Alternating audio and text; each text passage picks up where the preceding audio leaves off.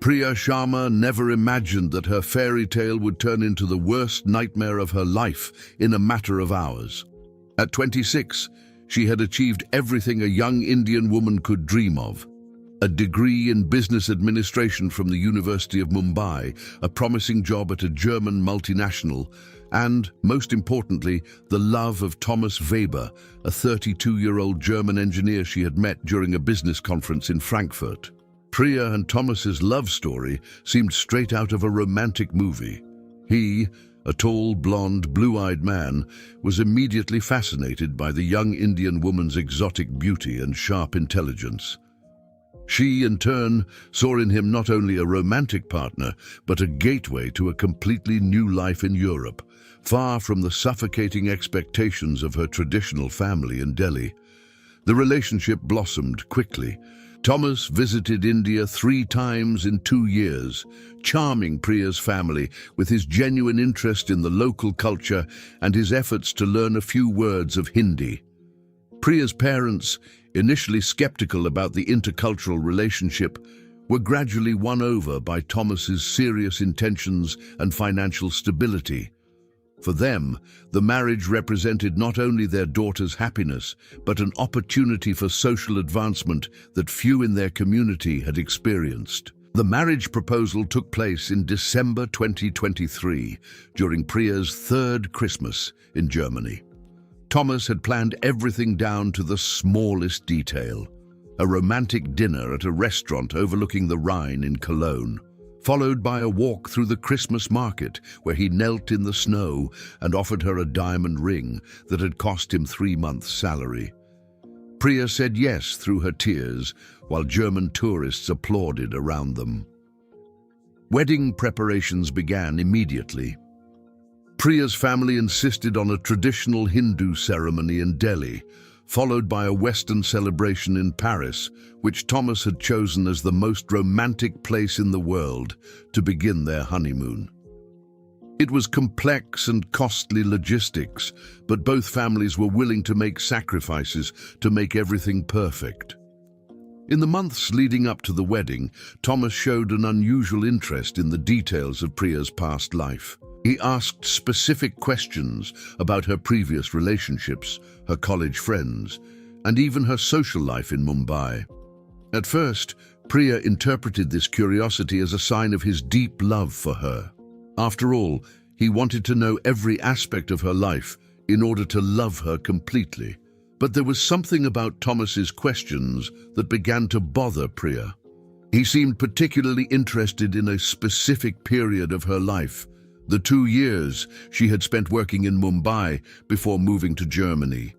When she mentioned co-workers or social events from that time, Thomas would tense up and ask more questions, always with a forced smile that didn't reach his eyes. Priya tried to broach the subject a few times, asking why he was so interested in her past, but Thomas always deflected, saying he was just trying to better understand the woman he was about to marry.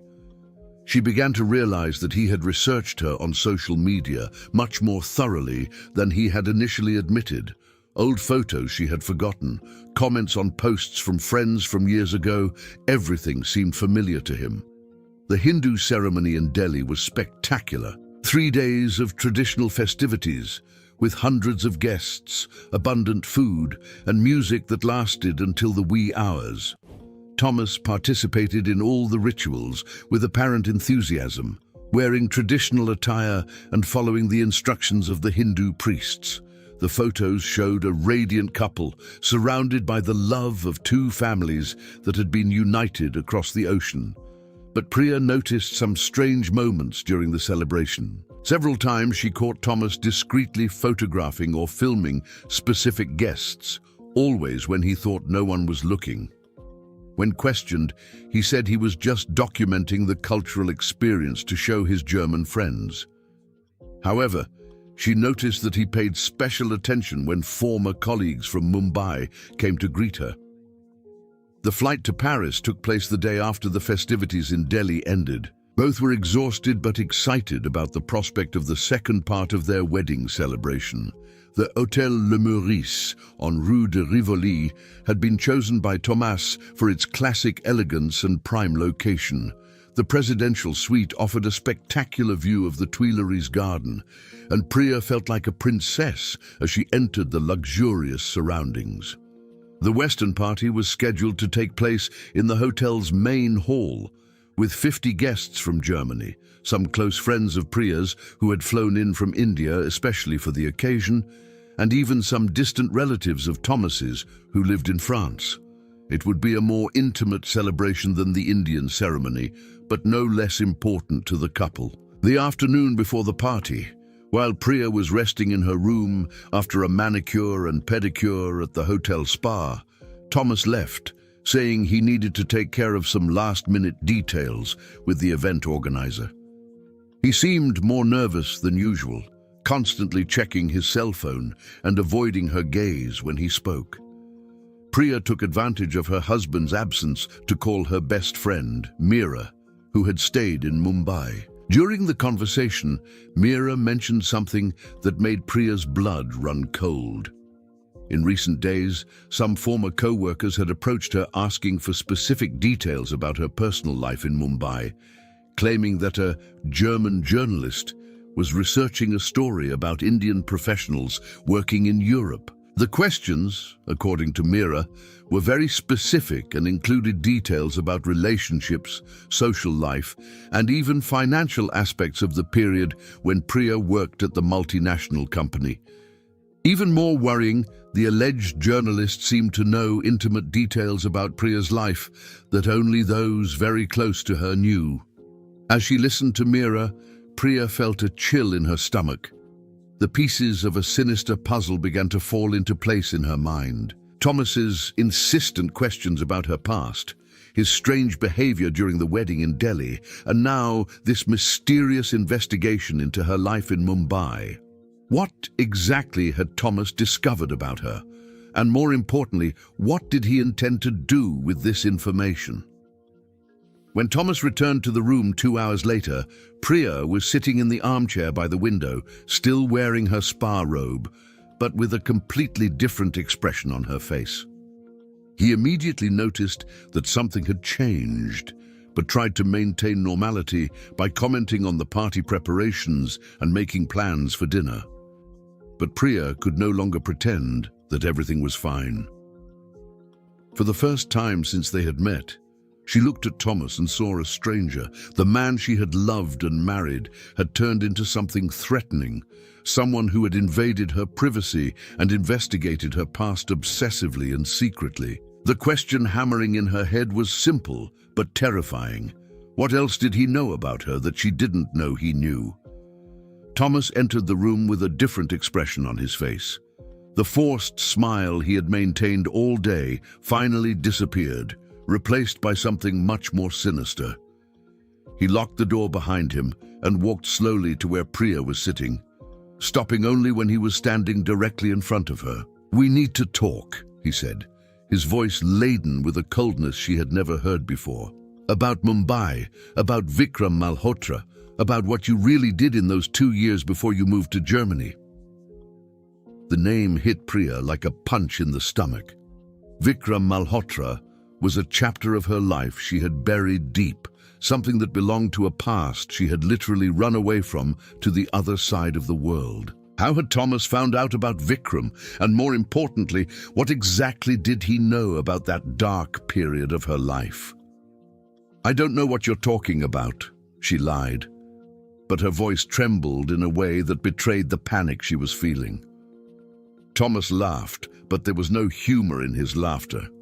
He pulled his phone out of his pocket and began swiping through the screen, looking for something specific.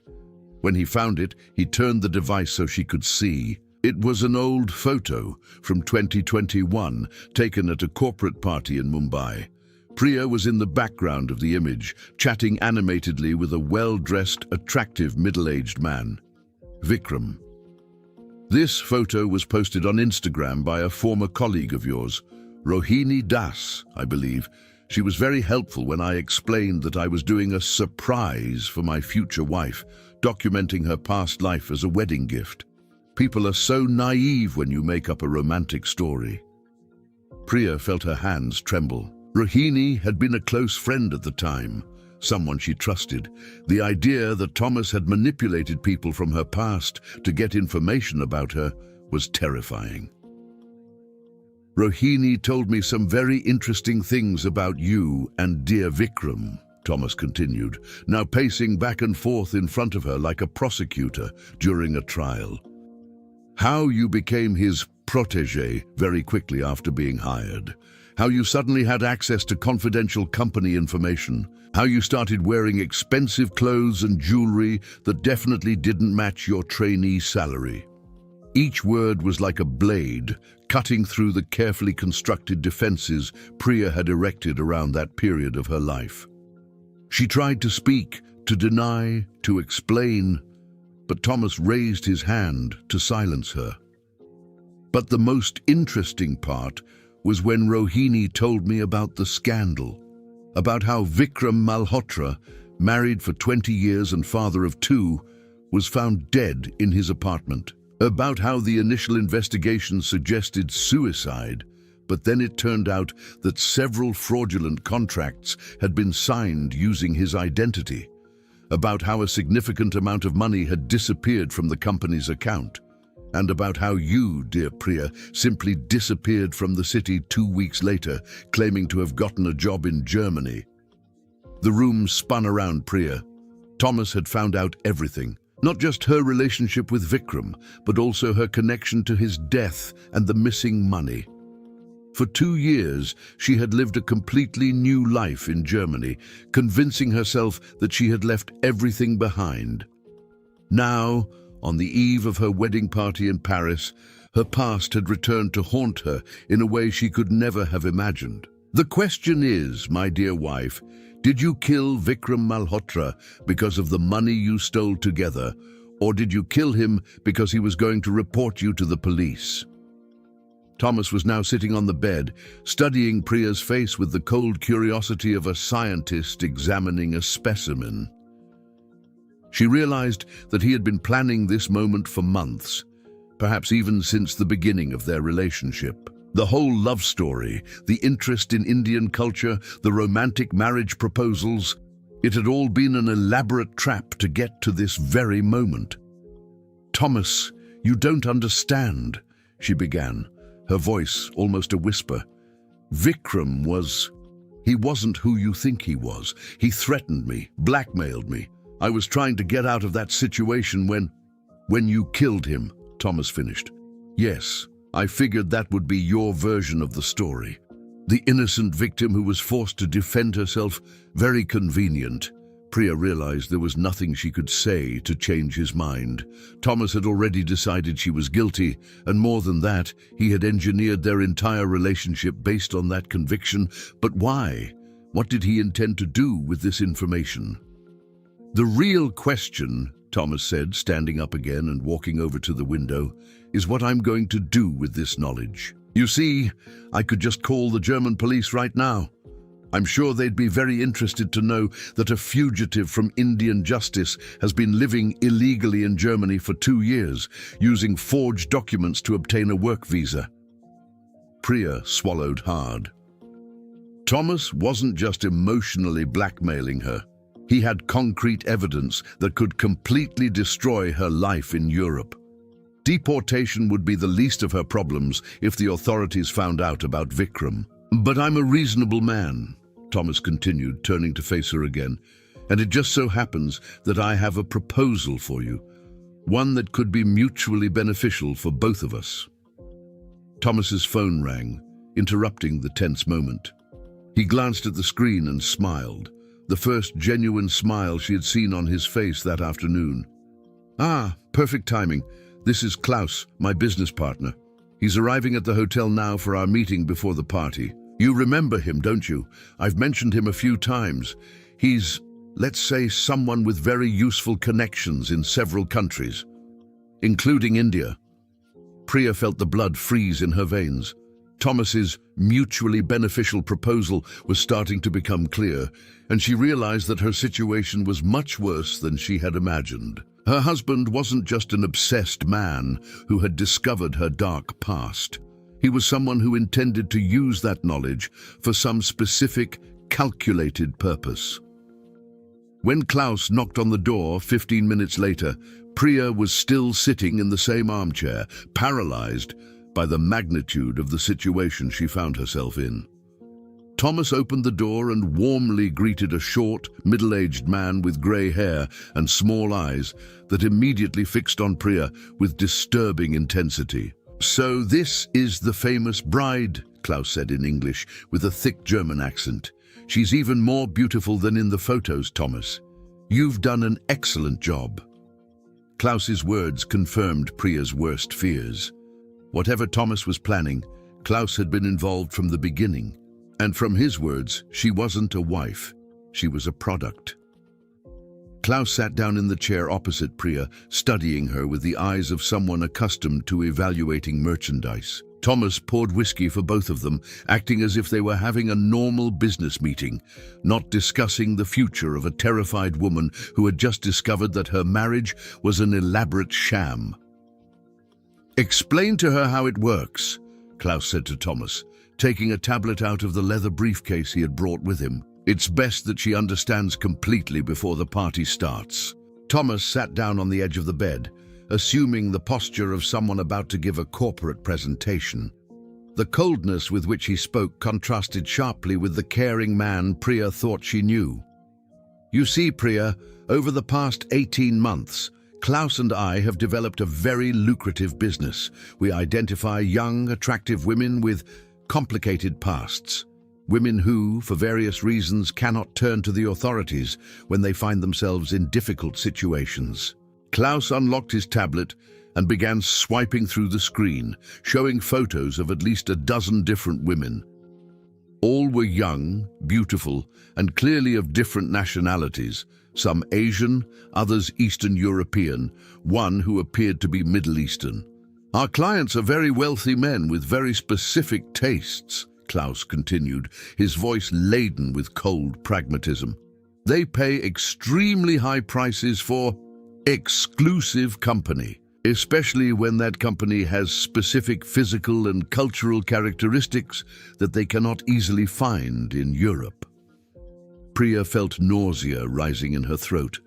What they were describing was human trafficking, and she was being groomed to become the next victim. But there was something even more sinister in the way they spoke, something that suggested their plan went beyond simply selling her. "The difference in our business model," Thomas said, "is that we don't kidnap anyone. We create situations where the victim cooperates voluntarily, at least initially.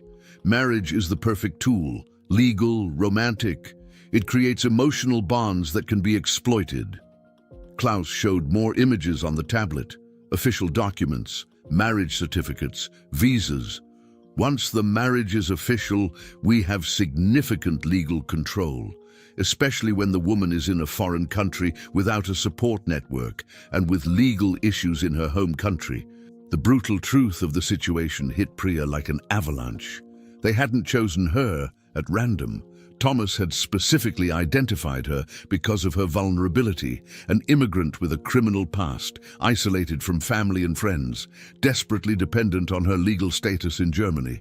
"But you're making a mistake," Priya said, finding courage she didn't know she had. "I didn't kill Vikram Malhotra, and you have no real evidence that I committed any crime."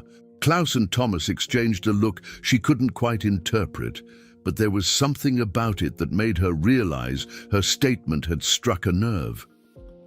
"Interesting that you mention that," Klaus said, turning his attention back to the tablet. "Because in fact, we know exactly what happened to Vikram Malhotra, and we know why you really can't go to the police." He turned the tablet so she could see the screen. It was a surveillance video, clearly low quality, showing the hallway of an apartment building. The date in the corner indicated that it was recorded in September 2021. This video was obtained through unofficial channels, Klaus explained.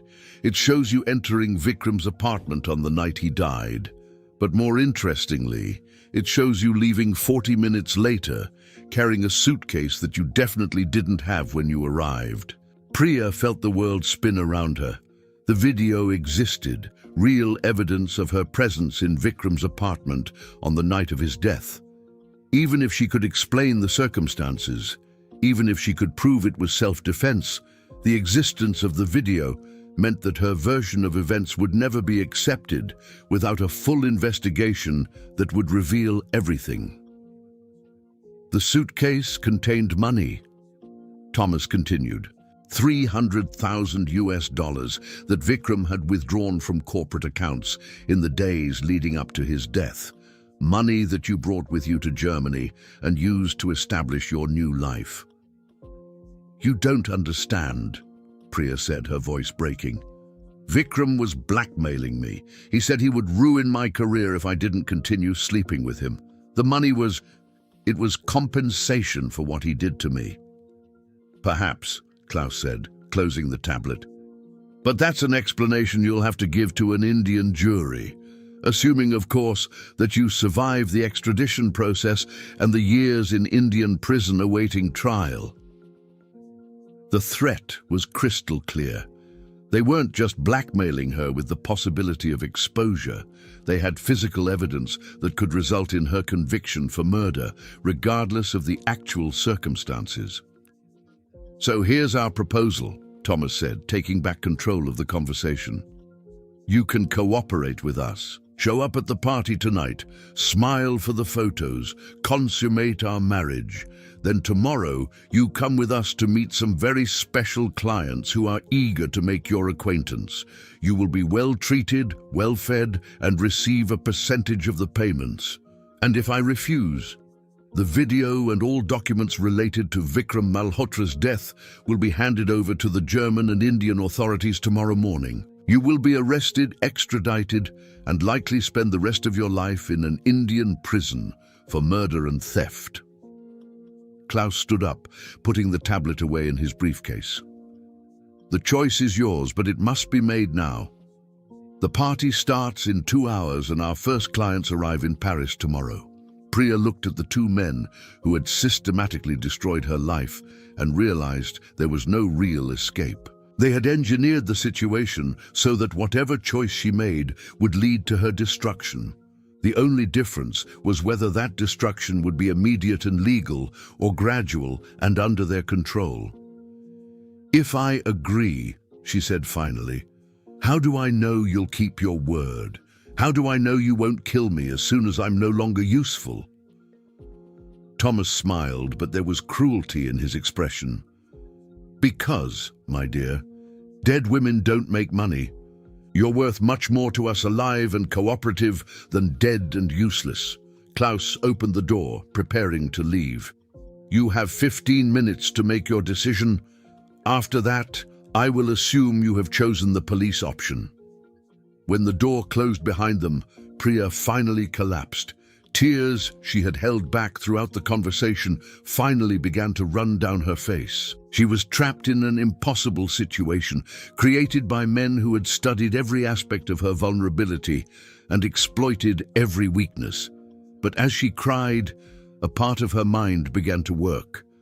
Thomas and Klaus had made one crucial mistake. They had assumed she was completely defenseless. They didn't know that Priya had survived on the streets of Mumbai before getting her first job, or that she had learned to defend herself when necessary. More importantly, they didn't know about the small dagger she always carried, hidden in her purse, a reminder of the dangerous days of her youth.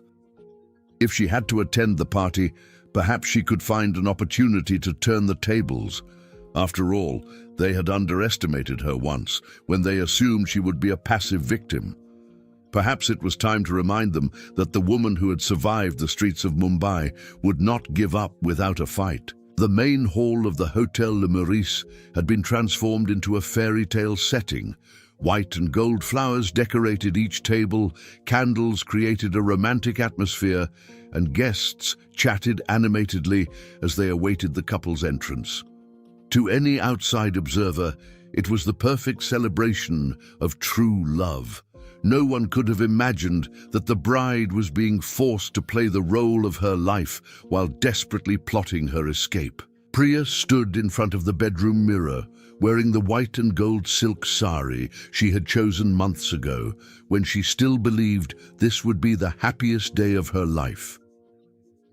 Her hands trembled as she adjusted the traditional Indian jewelry, gifts from her family that now seemed like golden chains, binding her to an impossible situation. Thomas knocked on the door and entered without waiting for permission. He looked impeccable in his black tuxedo, with a white flower in his lapel, looking like the perfect picture of a happy groom. But his cold eyes betrayed his true intentions. "It's time," he said, offering his arm gallantly. "Remember, honey, smile for the cameras. Our guests are eager to see how radiant with happiness you are." As they descended into the hall, Priya mentally catalogued each person present. There were approximately 50 guests, most of them Thomas's acquaintances from Germany. She recognized some of his co-workers, neighbors, and even a few distant relatives, but she also noticed faces she didn't remember seeing before. Older, well-dressed men who watched the party with unusual interest. "The observers there," Thomas whispered in her ear, "are investors in our business. They want to see the quality of our product for themselves before placing future orders." The nausea Priya had felt in the bedroom returned with full force. Not only was she being forced to participate in her own sham wedding, but she was being displayed as merchandise to potential buyers. The symbolic Western ceremony was brief but torturous. Priya recited the vows she had written weeks ago when she still believed the words she was saying. Each promise of eternal love and fidelity turned to ashes in her mouth, especially when she saw Klaus standing at the back of the hall, filming everything with his phone. During dinner, Priya was introduced to Thomas's investors. They were middle-aged to elderly men, all extremely wealthy by the standards of their clothes and jewelry.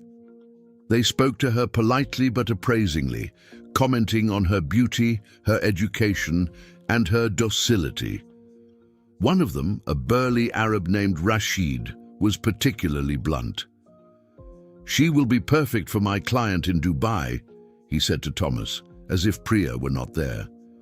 "He has a specific preference for educated Indian women. When can we arrange the transfer?" "Patience, my friend," Thomas replied. "First, we need to ensure that our bride is completely committed to the arrangement. Tomorrow morning, we will have a final conversation about logistics."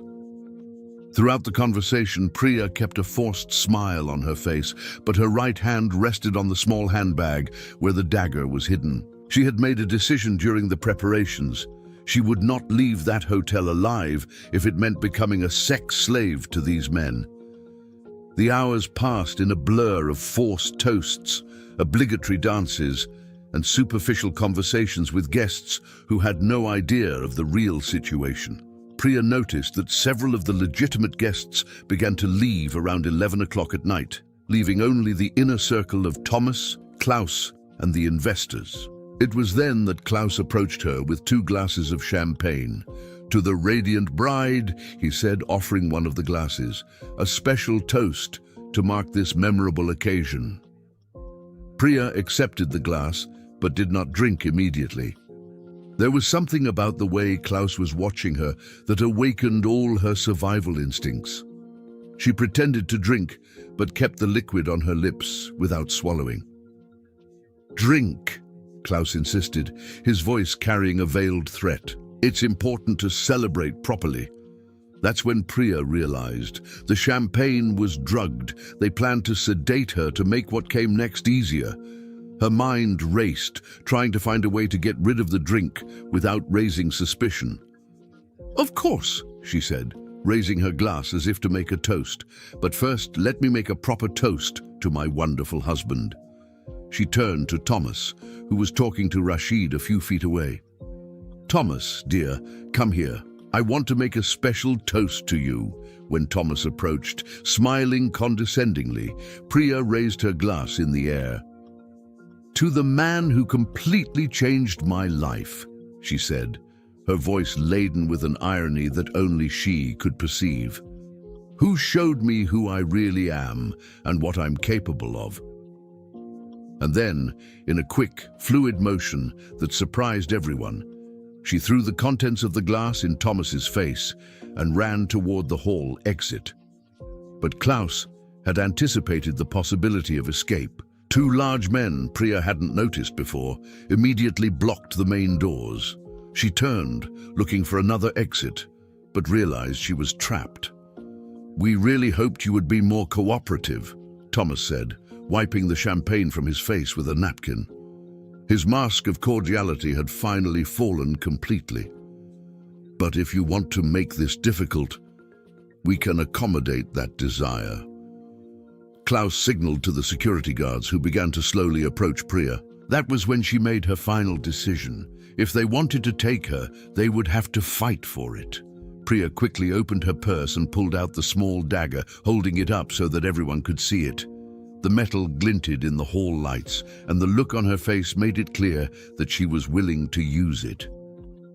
"Stay where you are," she said, her voice firm for the first time in hours. "I'm not leaving this hotel with you. If you try to force me, I swear that at least one of you won't leave here alive." Rashid laughed, clearly amused by the situation. "A kitten with claws. That will make things more interesting." But Thomas wasn't amused. He had underestimated Priya, and now he realized he had a much more complicated situation on his hands. If she made a public scene, if she hurt someone or screamed for help, the entire carefully orchestrated plan would fall apart. "Priya, be reasonable," he said, trying to regain his controlled tone. "You know you have nowhere to go. Even if you escape from this room, even if you leave the hotel, we still have the video. Your life will still be ruined." "Maybe," she replied, keeping the dagger pointed at him, "but at least it will be my own choice, not your sick plans." It was at this moment of maximum tension that something unexpected happened. Klaus's phone rang, and when he answered it, his expression changed dramatically. He spoke quickly in German, then hung up and whispered something urgent in Thomas's ear. Thomas paled visibly. "We have a problem," he said to the group. "The French police are in the hotel lobby. Apparently, someone made an anonymous report about suspicious activity." Priya felt a wave of hope. Maybe someone had noticed what was going on, or maybe it was just a coincidence. But regardless of the reason, the arrival of the police completely changed the dynamics of the situation. "If the police come up here and find you holding a knife," Klaus said to Priya, "who do you think they'll believe? We have 50 witnesses that you attacked your husband at your wedding party." But Priya had already thought of that. "And I have a very interesting story to tell them about human trafficking and blackmail," she replied. "I'm sure they'll be fascinated to hear about your investors and your plans for tomorrow." The situation had become a dangerous stalemate. Priya was armed and desperate. Thomas and Klaus were exposed with the arrival of the police, and the investors were beginning to realize that they had gotten involved in something that could result in public scandal and imprisonment. It was Rashid who broke the tense silence. "I didn't sign up for this kind of drama," he said, heading for a side exit that Priya hadn't noticed. "Find a way to resolve this, or our deal is off." As the other investors followed Rashid out of the hall, Priya realized there was only one way out of this situation alive. She had to bet everything on one last, desperate move. The sound of heavy footsteps echoing down the hotel hallway broke the tense silence in the hall. The French police were coming up, and Priya knew she had only minutes before the situation became even more complicated. With the dagger still in her hand, she made the decision that would change everything. "Klaus, Thomas," she said, her voice taking on an authority that surprised even herself. "You have a choice now. You can try to stop me and explain to the police why a bride is armed at her own wedding party, or you can let me leave here now and maybe still come up with a story that will save you." Thomas laughed, but it was a nervous, desperate laugh. Do you really think you'll be able to get out of here? Even if you escape the police now, we still have the video from Mumbai. Your life will still be ruined.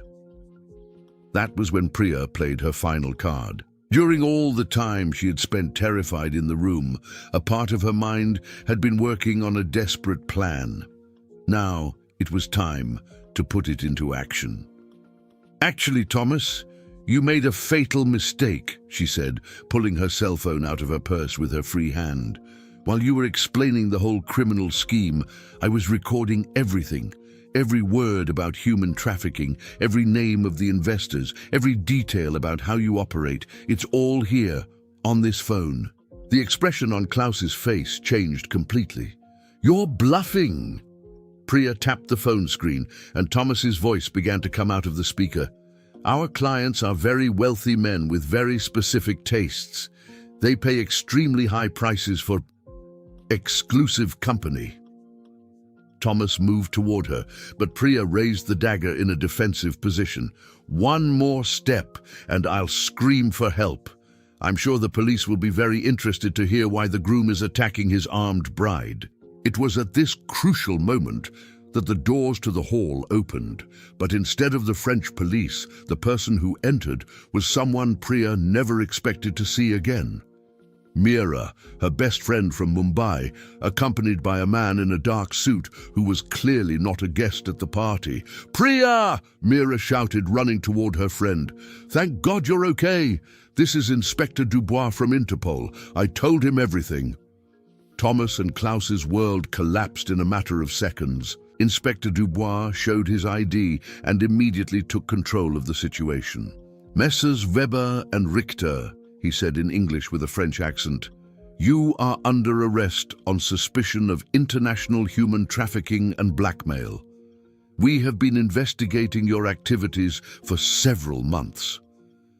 Klaus tried to run for the side exit, but two other Interpol officers entered the hall at that very moment, blocking his escape. Thomas stood frozen, clearly trying to process how everything had fallen apart so quickly. Priya lowered the dagger, finally allowing herself to believe that the situation was under control. But Meera quickly embraced her and whispered in her ear, "It's not over yet. There are things you need to know." Inspector Dubois approached Priya. "Madame Sharma, I must inform you that we also have matters to discuss regarding Mumbai. But first, I need you to help us with information about these men's operation." It was then that Thomas made his last desperate move. Realizing he was lost, he shouted at Inspector Dubois, "She's a murderer! This woman killed a man in Mumbai and ran off with $300,000. I have proof." Inspector Dubois didn't seem surprised. "Yes, Mr. Weber, we are aware of the Vikram Malhotra case. In fact, that's why we're here."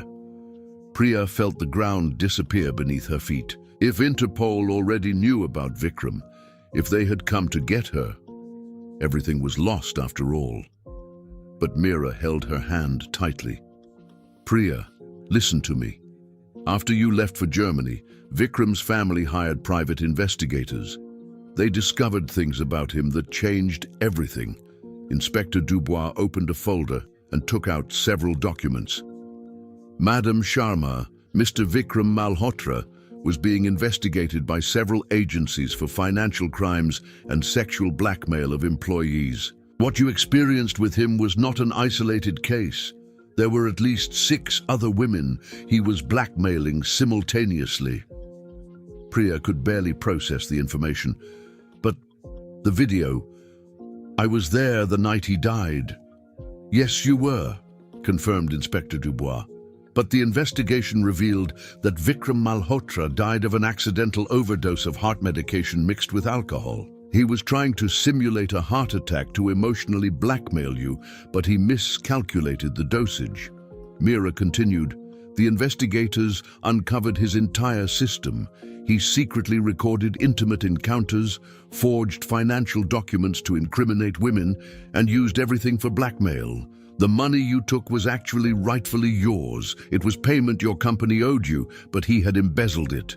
Thomas exploded. "That's impossible. I checked everything. The video shows her leaving with the suitcase. Inspector Dubois turned to Thomas with a cold expression. The video you obtained through criminal channels, Mr. Weber, shows a woman recovering money that had been stolen from her by a sexual predator. It does not show a crime.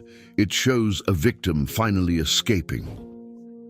The irony of the situation hit Priya like a tsunami. For 2 years, she had lived with guilt and fear for something that was not a crime at all. Vikram had died because of his own greed and incompetence, not because of any action on her part. And Thomas had built his entire elaborate scheme based on a false premise. Klaus, handcuffed and being led away by the officers, shouted one last threat. "This isn't over. We have people waiting for her in 3 different countries. You can't protect her forever." But Inspector Dubois just smiled. "Actually, Mr. Richter, your investors are already being arrested in simultaneous operations in Dubai, Frankfurt and London. This investigation has involved multiple international agencies for 8 months. Priya finally understood. "You knew about their plan from the beginning." "Not exactly," Inspector Dubois admitted. "We were investigating the trafficking ring, but we didn't know specifically about you until your friend Meera contacted us 2 weeks ago. She was concerned because strange people were asking questions about you in Mumbai. Meera took Priya's hand. I knew something was wrong when that supposed journalist started asking very specific questions. So I started my own investigation and discovered that the journalist was actually Klaus. When I traced his connection to Thomas, I realized you were in danger." "But how did you end up in Paris?"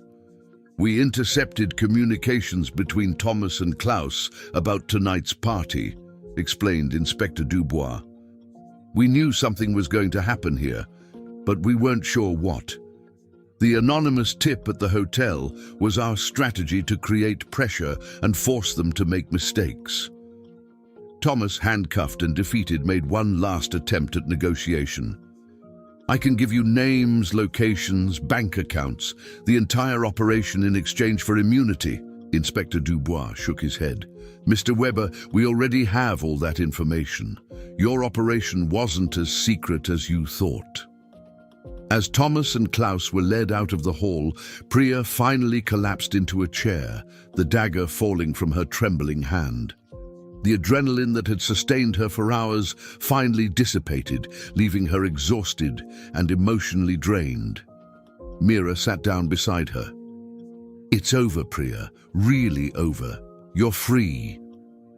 But Priya knew it wouldn't be that simple. Even though she wasn't a criminal, even though Vikram had died by his own actions, she still had to completely rebuild her life. Her marriage was a sham, her trust was shattered, and she would have to testify in multiple international trials. Inspector Dubois approached again. "Madame Sharma, I know this is a lot to process, but I will need you to come with us to give your official statement. We will also arrange protection for you over the next few months until all members of this network are brought to justice." Priya looked around the destroyed hall with wilted flowers, extinguished candles, and the wreckage of what should have been the happiest day of her life.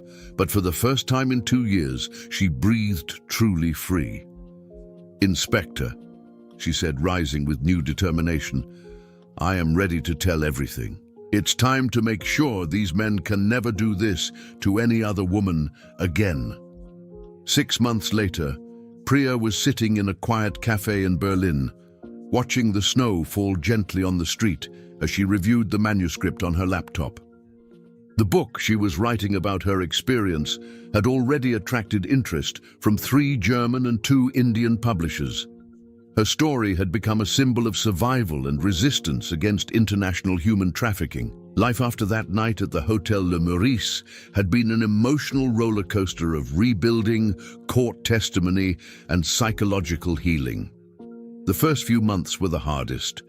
Priya had to live under police protection while she testified in 5 different countries, helping to completely dismantle Thomas and Klaus's network.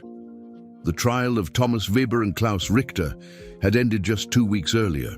Thomas was sentenced to 15 years in prison for human trafficking, blackmail, and international conspiracy. Klaus received 18 years, being considered the mastermind of the operation.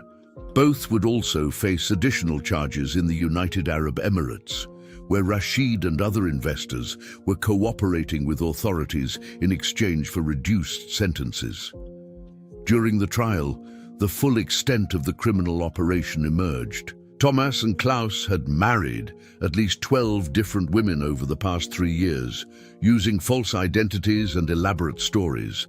Some of the victims were never found, presumably sold to even more sinister networks in the Middle East and Southeast Asia. Priya had to testify not only about her own experience, but also help identify other possible victims through seized photos and documents. What impacted her most during the process was discovering how many other women had gone through the same experience as her. Women from different countries, all with similar vulnerabilities, legal problems in their home countries, social isolation, emotional dependence. The pattern was always the same: obsessive investigation of the past, emotional blackmail, marriage as a tool of control, and finally the attempt to sell them into prostitution rings. 3 of the other surviving victims testified alongside Priya. Anastasia, a 24-year-old Ukrainian who had married Klaus using a false identity. Elena, a Romanian who had been sold to a sheikh in the Emirates and managed to escape with the help of consulate officials, and Chen Wei, a Chinese woman who had been married to an associate of Thomas in Frankfurt before being rescued in a police operation. The stories were all terribly similar, but also inspiring. Each of them had found the strength to resist, to survive, and ultimately to help justice prevail. Together, they formed a support network that extended far beyond the courtrooms. During the months of the trial, Priya also had to deal with the full revelation of the truth about Vikram Malhotra. The Interpol investigation had uncovered documents proving that Vikram had systematically blackmailed at least 20 women over 5 years. He had developed an elaborate system of secret recordings, forged documents, and psychological manipulation that destroyed careers and lives. Vikram's family, initially hostile to Priya, eventually sought her out to apologize. His younger brother Arjun came to Berlin in person to meet with her. "We didn't know," he said, tears streaming down his face. "We thought Vikram was just a successful workaholic. Finding out what he did, how he hurt you and so many other women, it destroyed our family. Our mother still can't accept the truth." Priya had found peace in forgiving Vikram's family. They were victims too, in a different way. The brother they knew and loved had never really existed. He was just a mask over a systematic predator. The most surprising aspect of the whole experience was discovering her own strength. For years, Priya had seen herself as a victim, someone who had fled Mumbai, carrying guilt and shame. But the process of confronting Thomas and Klaus, of testifying in court, and of helping other victims find justice had revealed a resilience she didn't know she possessed. Mira had temporarily moved to Berlin to support Priya during the most difficult months.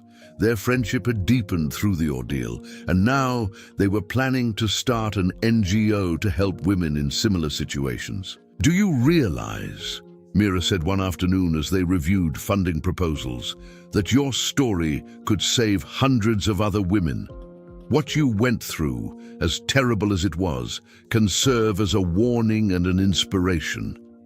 It was this realization that had motivated Priya to write the book, not just to process her own experience, but to educate other women about the warning signs, about how predators like Thomas operate, and about how to find the strength to resist, even in the most desperate circumstances. She had also become an active speaker at conferences on human trafficking and migrant women's safety. Her story had been presented at the UN, at Interpol conferences, and at universities across Europe. Each time she spoke, she saw faces in the audience. Young women who might be at risk, professionals who work with victims, policymakers who could implement systemic change. The most rewarding aspect was receiving letters and emails from women who had recognized signs of danger in their own relationships after hearing her story. A young Romanian woman wrote that she had broken off an engagement after realizing that her German boyfriend was asking very specific questions about her past and legal status. An Indian student in London sought help after realizing she was being emotionally blackmailed by a professor. Professionally, Priya had completely rebuilt her life. Her investigative experience during the Thomas Klaus case had sparked her interest in forensic work. She was pursuing a master's degree in criminology at Humboldt University, focusing on transnational crime. Her thesis would be on recruitment methods used by human trafficking networks, based on her personal experience and the cases she had helped investigate. Personally, healing had been more complex. Priya was still in weekly therapy, working through the trauma of having been so completely manipulated by someone she had trusted. The concept of romantic trust was something she was still carefully rebuilding, but there was progress. A few weeks earlier, she had started dating David, a fellow master's student who worked for Doctors Without Borders. He knew her whole story, had read the newspaper articles, but treated her simply as Priya, not as a victim, not as a brave survivor, just as an intelligent and interesting woman who was building a meaningful life. "The hardest part," she had said to David during one of their first dates, "is learning to trust my own instincts again. Thomas was so convincing, so manipulative, that I question my own perception of people." "Maybe," David had replied, "the issue isn't learning to trust perfectly again, but learning to trust gradually, with healthy boundaries and lots of open communication." This perspective had helped Priya understand that healing did not mean returning to her pre-trauma state, but building a new version of herself that incorporated the lessons she had learned in a positive way.